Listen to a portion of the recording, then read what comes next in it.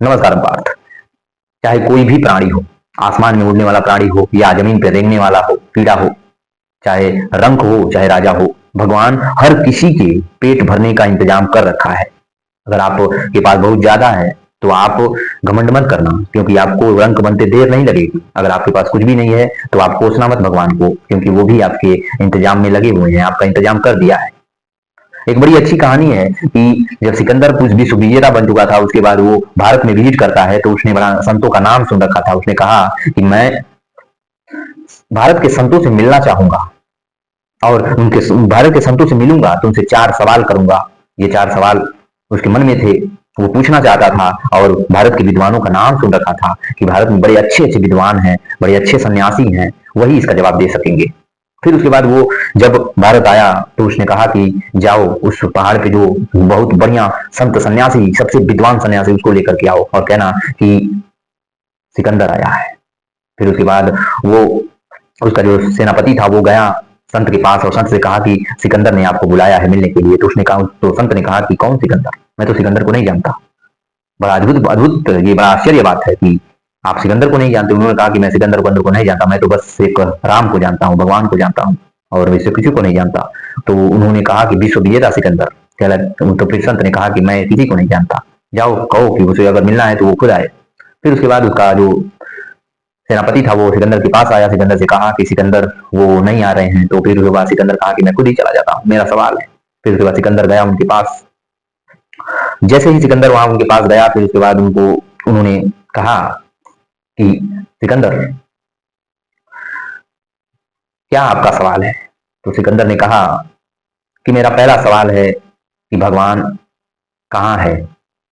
तो उन्होंने कहा, संत ने कहा कि सिकंदर, बड़े बेवकूफ राजा हो आप एक संत से मिलने आए हो, किसी से मिलने आए हो, भेंट करने आए हो, तो आप कुछ लेके नहीं आए, कुछ उपहार नहीं लेके आए मेरे लिए। तो उन्होंने उसने कहा कि लेके आया हूं। तो फल फ्रूट थे, फल थे, लेके आया, उनको दिया। फिर उसके बाद उन्होंने कहा कि एक सेब दिया, उठाया उन्होंने सेब, और सेब को उन्होंने सेब को ऐसे देखने लगे। फिर सिकंदर पूछा, आप क्या देख रहे हो? फिर संत ने कहा कि इसमें देख रहा हूं रस कहाँ है। तो सिकंदर ने कहा कि बाबा जी, आप इतने ज्ञानी हो, उसके बाद भी नहीं जानते कि रस को जब हम लोग इसको मशीन में डाल करके पेरेंगे तब जाके इसमें से रस निकलेगा। तो संत ने कहा, सन्यासी ने कहा कि सिकंदर, तुम्हारा पहला सवाल मिल गया कि भगवान कहाँ है। भगवान हर एक प्राणी में है। बस फर्क बस इतना है कि आपको सत्संग से, अच्छे विचारों से, नाम जप से, बहुत सारी कसौटियों के बाद वो आप में से निकलते हैं। तो भगवान हर जगह विद्यमान है, बस हमें देखने की जरूरत है। जैसे इस फल को हम लोग पेरेंगे तब जाके निकलेगा रस इसमें से, वैसे ही हर मनुष्य के जीवन में से भगवान निकलते हैं। बस उसको क्या करना रहता है, अशुद्धियों से शुद्धि की तरफ आना रहता है, अपने विचारों को शुद्ध करना रहता है, अपनी आत्मा को शुद्ध करना रहता है, विचार से दूरी करनी पड़ती है। तो ऐसे करके तुम्हें भी शुद्ध होना पड़ेगा, तब जाके तुम भगवान को देख सकते हो। तो तुम्हारा पहला सवाल मिल गया सिकंदर। तो सिकंदर कहा कि ठीक है, मेरा दूसरा सवाल है कि भगवान कहाँ तक देख सकता है? तो संत ने कहा कि सिकंदर, ये लालटेन लो और जाओ वहां तक। तो सिकंदर ने लालटेन लिया और गया। कहा कि इसकी रोशनी तो जा रही है जहां जहां तक ये दिया जा रहा है। तो उन्होंने भी कहा कि भगवान की नजर हर तरफ है, इस दिए की लौ कहां तक गई? क्या चारों तरफ? तो फिर उन्होंने कहा, संत ने कहा कि देखो सिकंदर, भगवान भी हर चारों तरफ देख रहे हैं। आपको लगता होगा आप गंदे विचारण करते हो, विचार करते हो, लालच करते हो, बेईमानी करते हो, धोखा देते हो, तो आपको लगता है कि आपको भगवान नहीं देख रहा। भगवान आपको देख रहा है, वो आपके कर्मों का हिसाब कर रहा है, आपको मिलेगा। तो सिकंदर को दूसरा सवाल का उत्तर मिल गया। तीसरा सवाल ये था कि भगवान करता क्या है?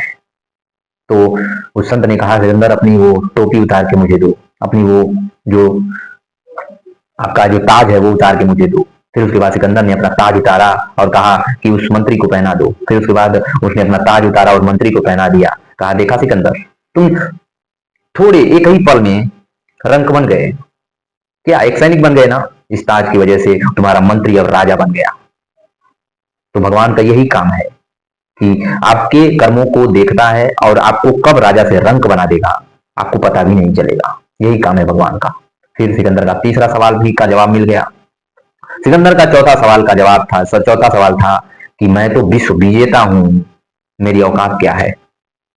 तो संत ने कहा कि सुनो सिकंदर, तुम रेगिस्तान में तड़प रहे हो पानी के लिए, और एक भिखारी, एक जो भिखारी आता है और उसके पास एक घोट पानी रहती है, वो तुमसे सौदा करता है कि एक घोट पानी ले लो और तुम अपना पूरा राजपाट मुझे दे दो।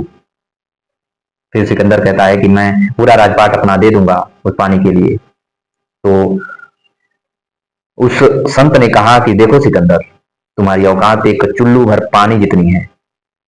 तो सिकंदर वहीं पे उस संत के पैरों में गिर गया कि मेरी आपने मेरी आंखें खोल दी। मैंने पूरा जीवन लोगों को धोखा दिया, लोगों को मारा, लूटा, फिर आज हमें आपने रास्ता दिखा दिया कि मेरी कोई औकात नहीं है। तो उसी दिन वो सिकंदर अपने सैनिक से कहता है कि मैं जब मरूंगा तो मेरे हाथ दोनों खाली रखना, क्योंकि सबको पता होना चाहिए कि विश्व विजेता बनने वाला सिकंदर भी खाली हाथ गया है, उसकी कोई औकात नहीं है। तो ये कहानी बस हमें इतना सिखाती है कि हमें भी अपने जीवन में सरल रहना चाहिए, सामान्य रहना चाहिए, किसी चीज का हमें लोभ नहीं होना चाहिए, घमंड नहीं होना चाहिए। अगर हमें किसी चीज का घमंड है तो देख लें अपने घाटों पे, अपने मुर्दाघरों में जाकर के बड़े बड़े सुंदर, बड़े बड़े अमीर, बड़े पहलवान लोग 4 कुंटल लकड़ी पे खत्म हो रहे हैं, राख हो जा रहे हैं। यही है हमारे जीवन का सच। जब तक जीवन है तब तक सरलता से, अच्छे से रहें, जीवन व्यतीत करें। बस इतनी कहानी है। अपना ध्यान रखना, ख्याल रखना। नमस्कार पार्थ।